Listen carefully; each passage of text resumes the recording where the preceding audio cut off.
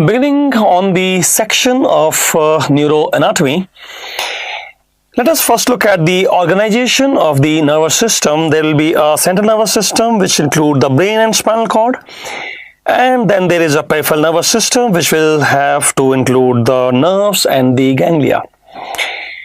Peripheral nervous system embryologically is contributed by the neural crest cells, though not entirely. And central nervous system is contributed by the neural tube as such, embryologically. Now, as we talk about gray and white matter is collection of the neuron bodies, which could be in the CNS, PNS, and white matter is collection of the axons, which could again be in the CNS, PNS. Various terminologies are used which we have to become aware about. So when you're talking about a neuron, it will have a neuron body and axon, and if you're collecting the neuron bodies, it will be gray matter. But if you're collecting the axons, it will be white matter, which could be in the CNS, PNS. As you're talking about CNS, they will be forming cortex, nucleus, like trochlear nucleus, thalamic nucleus, brainstem nucleus, and what in the PNS they'll be called as ganglion. What is a ganglion? It is collection of neuron bodies but in the peripheral nervous system. So as we are telling, the CNS can have some neuron bodies collection making a cortex, or maybe some basal nuclei, and even the spinal cord nuclei. But if it is a collection of neuron bodies in the PNS, there will be ganglia, like you have dorsal root ganglia, the sympathetic ganglia, parasympathetic ganglia. What about the collection of axons then? Collection of axons, if it is in the CNS, central nervous system, then it can have various names, like you can say tracts or fasciculus or lemniscus, even capsule. And if you have collection of neurons in the peripheral nervous system, then we'll call it a nerve. Nerve is nothing but collection of axons carrying some information up and down. And what about the tracts, like internal capsule also? It is just collection of axons, tracts, lemnisci, fasciculi. Let us write this down ourselves also. So as you are talking about the details, you'll find that we are having a neuron body here, yes, and axon. This is a neuron body and axon. Now you will look at a collection of neuron bodies and axons. When you're looking at the collection of the neuron bodies, that will be called as the gray matter, and if you are talking about the collection of axons, that will be called as the white matter. And this white matter can be in the CNS, PNS. Similarly, the gray matter can be in the CNS, PNS. Then what will you call the gray matter in the CNS? Actually, if you have collection of neuron bodies in the CNS, you can call it as nucleus. For example, brainstem nucleus, spinal cord nucleus, thalamic nucleus. What is a nucleus? Collection of neuron bodies in the CNS. Then what do you call it in the PNS? Like a ganglion. What is a ganglion? Ganglion, the definition is, ganglion is defined as the collection of neuron bodies but in the peripheral nervous system. Embryologically, it would have come from, see, if it is a neural tube, it will form the CNS nuclei, and if it is the neural crest cells, then they will form the ganglia, peripheral ganglia. Since neural tube is contributing to central nervous system, it will form CNS nuclei. And since the neural crest cell contribute to peripheral nervous system, they'll form the ganglia. Actually, most of the ganglia in our body are contributed by neural crest cell, though it is not entirely specific, because there are some ganglia which can be contributed in addition with neural crest cell by the placodes, ectodermal placodes. So there are some ectodermal placodes which will be contributing to some ganglia along with the neural crest cells. You mean to say there are some ganglia which are not purely from neural crest cell? No, that is neural crest cell plus ectodermal placodes. So there are some ganglia which is not purely from neural crest cell, and they are also having additional contribution by ectodermal placodes. Can you name some? Yes, there are some. For example, you can talk about the trigeminal ganglion or vestibulocochlear ganglion. So trigeminal ganglion, vestibulocochlear ganglia, they are not purely from the neural crest cell. No. And they do have some contribution from ectodermal placodes. Yes. Now I'll tell you one misnomer here. You see that the basal ganglia is a misnomer. Why would you say basal ganglia is a misnomer? Because, you cannot have ganglia inside the brain. Then what should I call it as? You should call it as basal nuclei. That is the correct term. So basal ganglia is a misnomer because you cannot have ganglia inside the brain.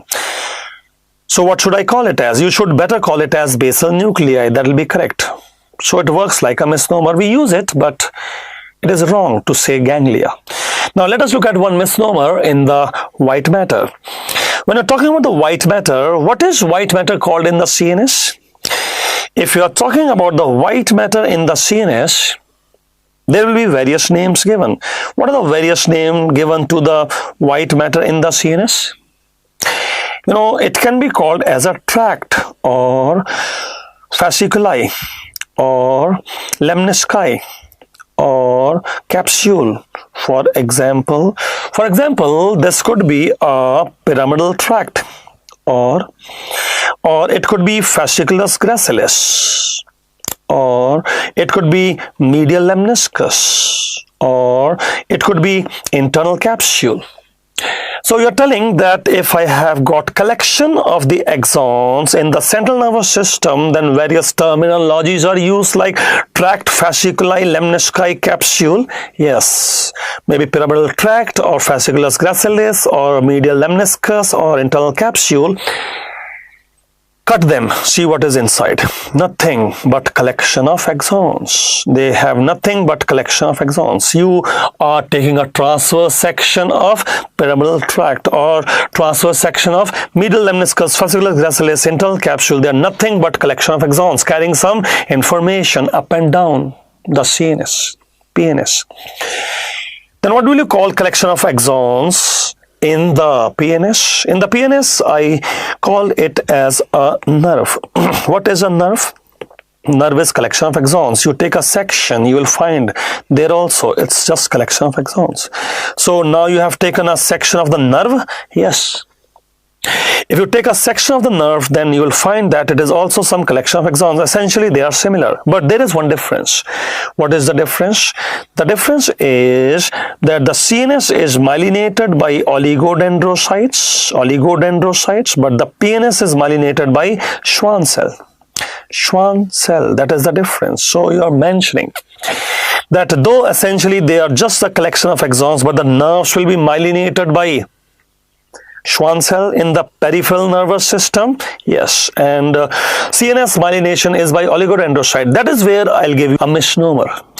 Actually, we are talking about the optic nerve. What about the optic nerve? It's a misnomer. How will you justify that it is a misnomer? Because it is not a nerve. Then what it is? Actually, optic nerve is not a true nerve. If it is not a true nerve, then what it is? It is actually a CNS tract. Now, if you say optic nerve is not a true nerve and it is a CNS tract, can you prove that it is a CNS tract? Yeah, let's do that. But optic nerve is a misnomer. It is not myelinated by Schwann cell. It is myelinated by oligodendrocyte. It is a CNS tract. Myelinated by oligodendrocyte. Let us discuss some more details for optic nerve then. As you say, optic nerve is a misnomer. I'll draw a diagram for that. And as you draw the diagram, you will find this is diencephalon part of the brain. And that diencephalon part of the brain is growing inside the eyeball. And when it is growing inside the eyeball, it will contribute to retina. You mean to say retina is an extension of the diencephalon, part of the brain, into eyeball?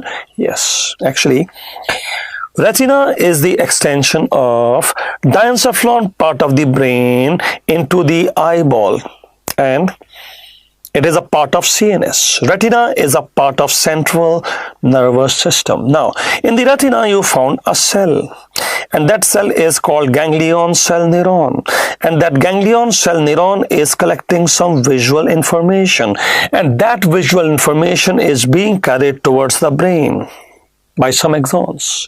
So you're telling that there is some ganglion cell neuron in the retina? Yes, and collecting visual information, carrying the visual information towards the central nervous system by the collection of axons, and this collection of axons is making the optic nerve. Hence proved that optic nerve is a CNS tract. Now, when you say optic nerve is a CNS tract, it is not myelinated by Schwann cell. It is not myelinated by Schwann cell, and it is actually myelinated by the oligodendrocyte. Now, if it is the oligodendrocytes which are myelinating the optic nerve and not the Schwann cell, you know what will happen if there is injury to optic nerve? It will never regenerate. Why the optic nerve will never regenerate? Because it does not have Schwann cell sheath.